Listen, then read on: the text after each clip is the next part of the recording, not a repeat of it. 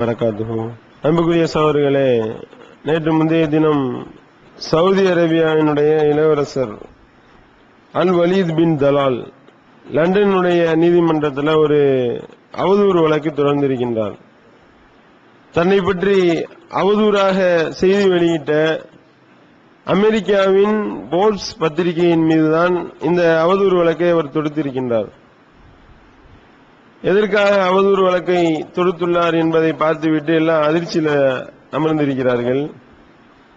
எதற்காக இந்த அவதூறு வழக்கு? இவரை பற்றி, இவருடைய ஒழுக்கத்தை பற்றியோ இவருடைய நன்னடத்தை பற்றியோ தவறாக செய்தி வெளியிட்டு விட்டார்களா என்று நாம பார்ப்போமே. ஆனால் உலக நாடுகளினுடைய பணக்காரர்களுடைய பட்டியலை அந்த போர்ப்ஸ் பத்திரிகை வெளியிடுகின்றது. அப்படி பணக்காரர்களுடைய பட்டியலை வெளியிடும் பொழுது இவருடைய சொத்து மதிப்பு $20 பில்லியன் என்று செய்தி போட்டுவிட்டார்கள். $20 பில்லியன் அப்படின்னா $1 பில்லியன்றது 100 கோடி ரூபா. 100 கோடி டாலரை 20ஆல பெருகிக்கிறங்க. $1 கிட்டத்தட்ட 50-55 ரூபாய்க்கு மேல போகும். அப்பனா 20 பில்லியன் அப்படின்னு நீங்க கணக்கு பண்ணீங்கன்னா எத்தனை கோடி ரூபான்னு சொல்லிட்டு கால்குலேட்டர்ல அடிச்சு பார்த்தா சைபர் தாண்டி போகுது, கணக்கு பண்ண முடியல. எத்தனை சைபர் இதுக்கு போடணும் அப்படின்னு சொல்லி நமக்கே குழப்பம் வருகின்றது. அந்த அளவுக்கு 20 பில்லியன் போட்டு வச்சிருக்கிறான். அதுக்குதான், அதை எதிர்த்துதான் இவர் அவதூறு வழக்கு போடுறாரு. 20 பில்லியன் வருமானம் உள்ள சொத்து பத்தி இவருக்கு இருக்கு. இவர் 26வது இடத்துல இருக்காரு உலக பணக்காரர்களுடைய வரிசையில அப்படின்னு போட்டிருக்கிறான். இதை என் மீது அவதூறு சுமத்தி விட்டார்கள். இவர் கம்மியா இருக்கா, கம்மியான காசை கூட போட்டானா, இன்கம் டாக்ஸ் பஞ்சாயத்து வந்துருமா அப்படின்னு சொல்லி நாம எதற்காக அவதூறு வழக்கு போட்டாரு அப்படின்னு சொல்லி பார்த்தா, என்னுடைய சொத்தினுடைய மதிப்பு $29 பில்லியன் ஆகும். $29 பில்லியன் சொத்து எனக்கு இருக்கு. எனக்கு எப்படி என்னுடைய சொத்து 9 பில்லியன் குறைச்சு $20 பில்லியன் என்று எப்படி நீங்க போடலாம்? இப்படி போட்டதனுடைய விளைவா எனக்கு மான மரியாதை போச்சு. எனக்கு 29.6 பில்லியன் சொத்தை நான் வச்சுக்கிட்டு இருக்கேன். என்னுடைய சொத்தை கணக்கு பண்ணி பாருங்க. நீங்க முஸ்லிம்கள் மேல ஓர வஞ்சனை பண்றீங்களாகும் போடுறாரு. மத்திய கிழக்கு நாடுகள் எல்லாம், இந்த மத்திய கிழக்கு நாடுகளுடைய அந்த முதலீட்டாளர்களுடைய கணக்கு வழக்குகளை பார்க்கறதுல, சொத்து பத்தை வெளியிடுறதுல நீங்க ஒருதலை பட்சமாக நீங்க நடக்கின்றீர்கள், நான் சும்மா விட மாட்டேன் அப்படின்னு சொல்லி கேஸ் போட்டிருக்கத பாக்குறோம். எல்லாம் படிச்சுட்டு ஆச்சரியம், என்னடா இது இப்படி இல்லாம ஆட்கள் இருப்பாங்க அப்படின்னு சொல்லி. இப்பதான் இப்ராஹிம் அலைஹிஸ்ஸலாம் அவர்கள் ஒரு பிரார்த்தனை செஞ்சாங்களே, அந்த பிரார்த்தனை நமக்கு ஞாபகம் வருது. எப்படிப்பட்ட பிரார்த்தனை? இப்ராஹிம் அலைஹிஸ்ஸலாம் அவர்களை நோக்கி அல்லாஹ் ஒரு கட்டளையிடுறான், உங்களுடைய மனைவி மக்கள், உங்களுடைய இந்த மனைவியையும் உங்களுடைய இந்த பச்சிலம் குழந்தையும் கொண்டு போய் அந்த காபத்துல்லாஹ்க்கு அருகில நீங்க விட்டுட்டு வாங்க என்று அல்லாஹ் கட்டளை போடுறான். இப்ராஹிம் அலைஹிஸ்ஸலாம் அவர்கள் தங்களுடைய மனைவி ஹாஜர் அலைஹிஸ்ஸலாம் அவர்களையும் அந்த பச்சிலம் பால்குடி பருவத்தில் இருக்கக்கூடிய அந்த பச்சிலம் குழந்தை இஸ்மாயில் அலைஹிஸ்ஸலாம் அவர்களையும் அழைத்து கொண்டு போறாங்க. போய் அந்த கட்டாந்தர, வெட்ட வெளி, பாலைவன மணல், யோசனை பண்ணி பாருங்க முடியுமா? அப்படிப்பட்ட ஒரு இடத்துல தன்னுடைய பொண்டாட்டி பிள்ளைகளை ஒருத்தன் விட்டுட்டு வர்றதுனா சாதாரண விஷயமா? யோசனை பண்ணி பாக்குறோம். இப்ப உள்ள நிலைமை என்ன? ஒரு வீடு பிடிக்கிறோம், அந்த வீட்டுல உப்பு தண்ணி வருது, நல்ல தண்ணி வரலன்னா உடனே பஞ்சாயத்து வீட்டுல. இன்னது இப்படிப்பட்ட ஒரு வீட்டில் நாங்க எப்படி இருக்கிறது? இது வீடா இல்ல சுடுகாடா என்று கேள்வி கேட்கக்கூடிய நிலைமை. எங்கேயாவது அங்க கேபிள் கனெக்ஷன் இல்லாத ஒரு ஏரியாக்குள்ள போயிட்டோம், அல்லது சன்டிஸ் சரியா டவர் எடுக்காது அப்படின்னா வீட்டுல பஞ்சாயத்து தாங்க முடியல. அப்படிப்பட்ட நிலைமையில இங்க இப்படி இருக்கின்றது நிலைமை. இப்ராஹிம் அலைஹிஸ்ஸலாம் கொண்டு போய் விடுறாங்க, அந்த பாலைவன பெருவெளியில விடுறாங்க. விட்டுட்டு திரும்பி பார்க்காமல் போறாங்க. அப்ப போகும் பொழுது ஹாஜர் அலைஹிஸ்ஸலாம் கேக்குறாங்க, யா இப்ராஹிம் ஐன ததஹப், எங்கே போறீங்க நீங்க? இங்க விட்டுட்டு எங்க போறீங்க, யார்கிட்ட விட்டு போறீங்க என்று கேட்கும் பொழுது அல்லாஹ்விடத்தில் என்று அவர்கள் பதிலளிக்கின்றார்கள். அப்ப அல்லாஹ்வுடைய கட்டளையா இது என்று கேட்கும் பொழுது ஆமாம்னு சொல்றாங்க. அப்ப ஹாஜர் அலைஹிஸ்ஸலாம் சொல்றாங்க, அப்பனா அல்லாஹ் எங்களுக்கு போதுமானவன் என்று சொல்லும் பொழுது இப்ராஹிம் அலைஹிஸ்ஸலாம் அவர்கள் மனது கேட்காமல் தங்களுடைய ரப்பிடத்தில் 2 கைகளை உயர்த்தி ஒரு பிரார்த்தனை செஞ்சாங்க என்பதை நபிகள் நாயகம் ஸல்லல்லாஹு அலைஹி வஸல்லம் அவர்கள் சொல்லி காட்டுகின்றார்கள். புகாரில் அந்த செய்தி பதிவு செய்யப்பட்டிருக்கிறத பார்க்கிறோம். அந்த பிரார்த்தனை அல்லாஹ்வும் தன்னுடைய திருமறையில சொல்லி காட்டுகின்றான். என்ன துஆ செய்றாங்க, 2 கைகளை உயர்த்தி அல்லாஹ்விடத்தில் கேட்கிறாங்க, ரப்பனா இன்னி அஸ்கன்து மின் ذُرِّيَّتِي பிவாதின் غَيْرِ ذِي زَرْعٍ عِندَ بَيْتِكَ الْمُحَرَّمِ, என்னுடைய இறைவா நீ இட்ட இந்த கட்டளையை ஏற்று என்னுடைய இந்த பொண்டாட்டி பிள்ளைகளை எந்த விதமான ஒரு புற்பூண்டுகளும் இல்லாத இந்த பள்ளத்தாக்குல நான் விட்டுட்டு போறேன் அல்லாஹ். காரணம் என்ன, ரப்பனா நீ யுக்கீமுஸ்ஸலா, அவர்கள் தொழுகையை நிலைநாட்ட வேண்டும் என்பதற்காக அவர்களை நான் இங்கே விட்டு செல்கின்றேன். அதோடு மட்டுமல்லாமல் இன்னும் அதை தொடர்ந்து அந்த பிரார்த்தனை நீடுகின்றது, ஃபஜ்அல் அஃபீதத்தம் மினன் நாஸி தஹ்வி இலைஹிம் வர்ஸுக்ஹும் மினஸ் ஸமராத்தி லஅல்லஹும் யஷ்குரூன். எங்களுடைய இறைவா இப்படிப்பட்ட ஒரு வண்ணாந்தரையில கட்டாந்தரையில என்னுடைய பொண்டாட்டி பிள்ளைகளை நான் விட்டுட்டு போறேன், அவர்கள் உன்னுடைய இந்த கட்டளையை ஏற்று நான் விட்டுட்டு போறேன், அவர்கள் தொழுகையை நிலைநாட்ட வேண்டும் என்பதற்காகவும் நான் இங்கே விட்டுட்டு போறேன். இவர்களை நோக்கி மக்களுடைய சிலருடைய உள்ளங்களை இவர்களை நோக்கி நீ திருப்பு.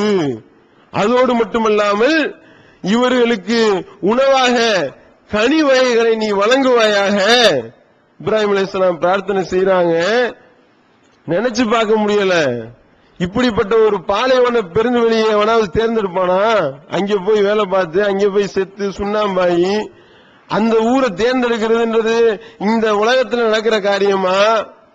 இங்க உள்ள நிலைமை இங்க நடந்து போற மாதிரி, இங்க சைக்கிள் ஓட்டுற மாதிரி அங்கே போக முடியுமா? அங்கே ஒட்டம் இருந்தாதான் போக முடியும். தேர்ந்தெடுத்து போறான் அந்த நாட்டுக்கு. பிரார்த்தனையுடைய வெளிப்பாடு அல்லாஹ் தன்னுடைய வேதம் இதுதான் இஸ்லாமிய மார்க்கம் தான் உண்மையான மார்க்கம் என்பதை எப்படி உண்மைப்படுத்துறான்னா, செல்வம் கொளிக்குது, செல்வத்தை எப்படி செலவு பண்றதுன்னு தெரியாம இருக்கிறாங்க. பாக்குறோமா இல்லையா? இத்தனை கோடி ரூபா இந்த சவுதி இளவரசர் போட்டிருக்காராம், பேஸ்புக்ல போட்டிருக்காராம் முதலீடு, ட்விட்டர்ல போட்டாராம் முதலீடு, 300 மில்லியன் போட்டாராம், 200 மில்லியன் போட்டாராம், கணக்கு எழுதுறான். ஒரு விமானம் ஒண்ணு வாங்கியிருக்கிறாராம் புதுசா. என்னடா விமானம் அப்படின்னா, அந்த விமானத்திலேயே 4 படுக்கை அறைகளை கொண்ட, அதோடு மட்டுமில்லாமல் தனியாக தொழுவதற்கு தனி அறையை கொண்ட, அதோடு மட்டுமில்லாமல் பல்வேறு விதமான வசதிகளை கொண்ட, பறக்கிறப்பயே 4 பெட்ரூமோட பறக்கிறானா. அப்படி அந்த விமானத்தையே அரண்மனை போல அவர் வடிவமைத்துக் கொண்டிருக்கிறார் போடுறாங்க. அதே மாதிரி அமெரிக்கால உள்ள யூனிவர்சிட்டியில பட்டம் வாங்கியிருக்கிறாரு. யாரு? இதே ஃபஹத் அல் சவுத் அப்படின்ற அந்த சவுதி இளவரசர்ல ஒரு ஆளு என்ன செய்யறாரு, இன்ஜினியரிங் படிப்பு முடிச்சிருக்கிறாரு. இங்க அவன் இன்ஜினியரிங் படிக்கிறதுக்கு செத்து சுண்ணாம்பாயி அந்த ஃபீஸ் கட்டுறதுக்கு என்ன பாடுபட்டு இருக்கிறான். இவர் என்ன செய்யறாராம், இன்ஜினியரிங் அந்த அமெரிக்க பல்கலைக்கழகத்துல இன்ஜினியரிங் முடிச்சுட்டாராம். இன்ஜினியரிங் முடிச்சு பட்டமளிப்பு வாங்கின அந்த பட்டமளிப்பு விழாவை கொண்டாடினாரா. எங்க கொண்டாடினாரா? பிரான்சினுடைய தலைநகர்ல உள்ள பாரிஸ்ல டிஸ்னிலேண்ட்னு ஒரு இடம் இருக்கே, அந்த இங்க உள்ள நம்ம போற டிஸ்னிலேண்ட் மாதிரி விளங்கிடக்கூடாது. நம்ம இங்க பிளாக் தண்டர்ல 100 ரூபாய் டிக்கெட் வாங்கிட்டு போய் சுத்தி பார்த்துட்டு 2 மணி நேரத்துல வெளியே வருவோம்ல, அப்படிப்பட்ட கொண்டாட்டம் இல்லை இது. டிஸ்னிலேண்டையே 3 நாள் புக் பண்ணாராம். 3 நாளுக்கு உண்டான செலவு 110 கோடி ரூபா. எதுக்கு? இன்ஜினியரிங் படிப்பை படிச்சு முடிக்க. ஒரு பக்கம் வீண் விரயம் பண்ணிக்கிட்டு இருக்கிறான், அதுக்கு அல்லாஹ்விடத்துல அவன் பதில் சொல்லி ஆகணும். பார்த்தா எப்படி செல்வம் பெருகுது அப்படின்னா, அவன் செல்வத்தை எப்படி செலவழிக்கிறதுன்னு ரூம் போட்டு யோசிச்சுட்டு இருக்கிறாங்க. அப்படிப்பட்ட அளவுக்கு அல்லாஹ் தாறுமாறா கொடுக்கிறான். இப்ராஹிம் அலைஹிஸ்ஸலாம் அவருடைய பிரார்த்தனை இது இறைவனுடைய வேதம் தான் என்பது கண் முன்னாடி தெரியுதா? இப்படிப்பட்ட ஒரு பாலை பெருவெளியில இப்படிப்பட்ட ஒரு வளர்ச்சி ஏற்படும் யாராவது கண்காணிச்சாங்களா? யாராவது நினைச்சிருப்பாங்களா? எப்படிப்பட்ட ஒரு வளர்ச்சி! எப்படி ஒவ்வொரு ஏரோப்ளேன்ல கொண்டு போய் அம்பிட்டு இறக்குறாங்க. அங்க ஒரு பழமும் வளராது, பழமும் முளைக்காது, அங்கே ஒரு மரம் வளர போறது கிடையாது. ஆனால் போய் அம்புட்டை விமானத்துல கொண்டு போய் அங்க இறக்குறான்னா, இப்ராஹிம் அலைஹிஸ்ஸலாம் கேட்டாங்க அந்த பிரார்த்தனை, அந்த பிரார்த்தனை அல்லாஹ் எப்படி உண்மைப்படுத்துறான் கண்கூடா பார்க்கிறோம். ஈமான் நமக்கு இன்னும் அதிகமாகின்றது. ரசூல் ஸல்லல்லாஹு அலைஹி வஸல்லம் அவர்களும் ஒரு எச்சரிக்கை செய்றாங்க. எப்படி எச்சரிக்கை செய்றாங்க? எனக்கு பின்னால் நீங்கள் அல்லாஹ்வுக்கு இணை வைத்து விடுவீர்களோ என்று நான் அஞ்சவில்லை. மாறா நான் எதுக்கு அஞ்சுறேன் தெரியுமா? வலாகின்னி அகாஃபு அலைக்கும் அன் தனாஃபஸு ஃபீஹா. நான் எதுக்கு பயப்படுறேன்னா, செல்வம் கொளிக்கப்பட்டு அந்த செல்வத்தை பெறுவதற்காக நீங்க உலக ஆதாயத்திற்காக போட்டி போடுவீர்களோ என்றுதான் நான் அஞ்சுகின்றேன். எப்படிப்பட்ட நிலையில சொல்றாங்க? சாப்பாட்டுக்கு வழி இல்லாத நிலையில, ஒரு ஆடைக்கு மாற்று ஆடை இல்லாத நிலையில, அந்த பாலைவன பெருவெளியில உள்ள மக்களை பார்த்து பேசுறாங்க. நீங்க செல்வம் கொளிக்கப்பட்டு அந்த செல்வத்துக்காக அடிச்சுக்கிட்டு சாகுவீங்க, அதுக்காக தான் நான் அஞ்சுறேன். இணை வச்சிருக்கீங்களோ நான் பயப்படல என்று அல்லாஹ்வுடைய தூதர்கள் சொல்றாங்க. அதே மாதிரி நடக்குதா இல்லையா? எத்தனை கோடி ரூபாய், எத்தனை லட்சம் ரூபாய், எத்தனை பில்லியன், எத்தனை மில்லியன் கணக்கு பண்ண முடியல. அப்ப பாக்குறோம், இப்படி அல்லாஹ் வாரி வழங்கி கொண்டிருக்கிறான் அவர்களுக்கு.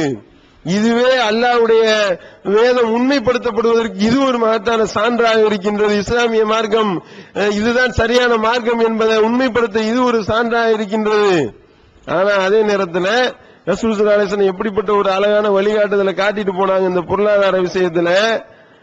அதை பற்றி இவர்கள் சரியான ஒரு நாலேஜ் இல்லாதனாலதான் இப்படி வீண் விரயம் பண்ணிட்டு இருக்கிறான். வீண் விரயம் பண்றான். வீண் விரயம் பண்ணுனா அளவு கிடையாது, சொல்ல முடியல. அந்த அளவிற்கு வீண் விரயத்தினுடைய உச்சிக்கு போய் கொண்டிருக்கின்றார்கள். பார்க்கிறோம் ரசூல் ஸல்லல்லாஹு அலைஹி வஸல்லம் அவர்கள் எந்த அளவுக்கு வழிகாட்டுதலை காட்டிட்டு போனாங்க. ஒருமுறை நபிகள் நாயகம் ஸல்லல்லாஹு அலைஹி வஸல்லம் அவர்கள் வீட்டை விட்டு வெளியே வர்றாங்க. அபூபக்கரும் உமரும் அந்த நேரத்தில் வெளியே வந்திருக்கிறாங்க. அப்ப என்ன காரணத்துக்காக வெளியே வந்தீங்க கேட்கிறாங்க. அப்படி கேட்கும் பொழுது, யா ரசூலல்லாஹ் பசி தாங்க முடியல, அதனாலதான் 2 பேரும் வீட்டை விட்டு வெளியே வந்தோம் அப்படின்னு சொல்லும் பொழுது ரசூல் ஸல்லல்லாஹு அலைஹி வஸல்லம் சொல்றாங்க, உங்களை என்ன காரணத்திற்காக நீங்க வெளியேறினீங்களோ, என்ன காரணம் வெளியேற்றியதோ அதே காரணத்திற்காகத்தான் நானும் வெளியே வந்தேன். இப்ப எனக்கும் கடுமையான பசி ரசூல் ஸல்லல்லாஹு அலைஹி வஸல்லம் சொல்றாங்க. சொல்லிட்டு அன்சாரி ஒருத்தர் விருந்து தர்றேன்னாரு, ஞாபகம் வருது, வாங்க விருந்து சாப்பிட போவோம். கூட்டிட்டு போறாங்க. பெரிய தடாபுடால் விருந்துலாம் கிடையாது, ஒரு ஆட்டை அறுத்து விருந்து வைக்கிறாரு. கொஞ்சம் பேரிச்சம்பழத்தை கொடுக்கிறாரு. பேரிச்சம்பழத்தை சாப்பிட்டுட்டு அந்த ஆட்டை சாப்பிட்டு முடிச்சிட்டு ரசூல் ஸல்லல்லாஹு அலைஹி வஸல்லம் சொல்றாங்க, என்ன சொன்னாங்க? இந்த அருட்கொடை குடித்து நீங்கள் மறுமையில் விசாரிக்கப்படுவீர்கள். ஒரு ஆட்டுல 2 லெக் பீஸ் தின்னுருப்பாங்களா, கொஞ்சம் ஈரல் கிடைச்சிருப்பாங்களா, அதை சாப்பிட்டு விட்டு ரசூல் ஸல்லல்லாஹு அலைஹி வஸல்லம் சொல்றாங்க, இந்த அருட்கொடை குறித்து நீங்கள் மறுமையில் விசாரிக்கப்படுவீர்கள். அப்படின்னா எப்படிப்பட்ட ஒரு தலைமுறையை வார்த்தெடுத்துட்டு போனாங்க பார்க்கிறோம். அப்துல் ரஹ்மான் இப்னு அவுஃப் தான் இருக்கிறதே பெரிய செல்வந்தர். அந்த பெரிய செல்வந்தருக்கு பிற்காலத்தில் சாப்பாடு வைக்கப்படுது. முன்னாடி அந்த கறியை பார்க்கிறாரு. பார்த்துட்டு சாப்பாடை பார்த்துட்டு ஒரே அழுக. யாராவது சாப்பாடை பார்த்துட்டு அழுவாங்களா? ஆனா இவங்க அழுகுறாங்க. ஏன் அழுகுறீங்க அப்படின்னு சொல்லி கேட்கும் பொழுது, என்னை விட எவ்வளவோ சிறந்தவர்கள் இருக்கின்றார்கள். ஹம்சா இருக்கிறாரு, முஸஅப் பின் உமைர் போயிட்டாரு, ஹம்சா போயிட்டாரு. ஆனால் அந்த முஸஅப் பின் உமைர் இருக்கின்றாரே, அவர் மரணிக்கும் பொழுது அவருக்கு போத்துறதுக்கு கஃன் துணி பத்தல. அவருடைய முகத்தை மூடினா கால் தெரிந்தது, காலை மூடினால் முகம் தெரிந்தது. அந்த அளவிற்கு கஃன் துணி இல்லாத அளவிற்கு நாங்கள் சோதனைக்கு உள்ளாக்கப்பட்டோம். புள்ள வச்சு போட்டு மூஞ்சிய மூடி கவனிட்டோமே. அதை நான் நினைக்கிறேன், இந்த உலகத்தில் இந்த மாதிரி நான் கறியையும் அதையும் சாப்பிட்டு விட்டு இந்த உலகத்திலே அல்லாஹ் எனக்கு உள்ள எல்லாத்தையும் கொடுத்துருவானோ என்று நான் பயப்படுகின்றேன் என்று சொல்லி கரித்துண்டை பார்த்துக்கிட்டு அழுதாங்க என்று வர்ற செய்தியை பார்க்கிறோமே. இப்படி ரசூல் ஸல்லல்லாஹு அலைஹி வஸல்லம் அவர்கள் உருவாக்கிய தலைமுறை அப்படி இருந்தது. ஆனா இங்க என்ன நிலைமை? வீண் விரயத்தினுடைய உச்சியில போய் எப்படி பணத்தை செலவிடுறதுன்னு தெரியாம இப்படி ஆட்டம் போட்டுக் கொண்டிருக்கிறத நம்ம பார்க்கின்றோம். இதெல்லாம் நமக்கு ஒரு படிப்பினை. அல்லாஹ் தான் நாடியவருக்கு செல்வத்தை கொடுப்பான், தான் நாடியவர்கிட்ட இருந்து செல்வத்தை எடுப்பான். அல்லாஹ் சில விஷயங்களை சொல்லி தரானா இல்லையா? தான் நாடியவர் கையில் ஆட்சி அதிகாரம், நினைச்சா கொடுப்பேன், நினைச்சா எடுப்பேன். செல்வன்றது அந்த மாதிரிதான், நினைச்சா கொடுப்பேன், நினைச்சா எடுப்பேன். குழந்தைன்றது அதே மாதிரிதான், நினைச்சா ஆம்பளை புள்ள, நினைச்சா பொம்பளை புள்ள, நினைச்சா ரெண்டையும் கொடுப்பேன், நினைச்சா மகளாவை ஆக்கிடுவேன். அப்ப அல்லாஹ்வுடைய வல்லமை இதெல்லாம் பார்த்துக்கிட்டு இதெல்லாம் பார்த்து எப்படி சுலைமான் அலைஹிஸ்ஸலாம் சொன்னாங்களோ, ஹாதா மின் ஃபضل ரப்பி, இது என்னுடைய அல்லாஹ்வின் அருட்கொடை, என்னுடைய ரப்புடைய அருட்கொடை, நான் நன்றி செலுத்துறேனா அல்லது நன்றி மறக்கின்றேனா என்பதை குறித்து டெஸ்ட் பண்றதுக்காக அல்லாஹ் இதை கொடுத்திருக்கிறான்னு சொல்லி செல்வத்தை எவன் டீல் பண்றானோ அவன் தான் மறுமையில வெற்றி பெற முடியுமே ஒழிய, அது அல்லாமல் இந்த உலகத்துல அல்லாஹ் 4 காசை கொடுத்துட்டான் அப்படின்றதுக்காக ஆட்டம் போட்டோம். காருன்றவன அல்லாஹ் ஒரு அமுக்குனானா இல்லையா, அந்த மாதிரி அமுக்குறதுக்கு எவ்வளவு நேரம் ஆகும்? ஒண்ணும் கிடையாது. எத்தனையோ கோடி ரூபாய் வச்சிருக்கேன்றாரு அல்லாஹ், இப்படின்னு லேசா ஒரு பிளந்தான்னு வைங்க, அப்படியே உள்ள போயிடுவான், முடிஞ்சு போச்சு. அதையும் அல்லாஹ் சொல்லி காட்டுறான். அப்ப இந்த மாதிரியான படிப்பினைகளை நாம் உணர்ந்து, இந்த உலக ஆதாயம் என்பது அற்பமானது, மறுமைதான் சிறந்தது என்பதை விளங்கி மறுமையில் வெற்றி பெறக்கூடிய நன்மக்களாக உள்ள இறைவன் நம் அனைவரையும் ஆக்க வேண்டும் என்று கேட்டு நிறைவு செய்கின்றேன்.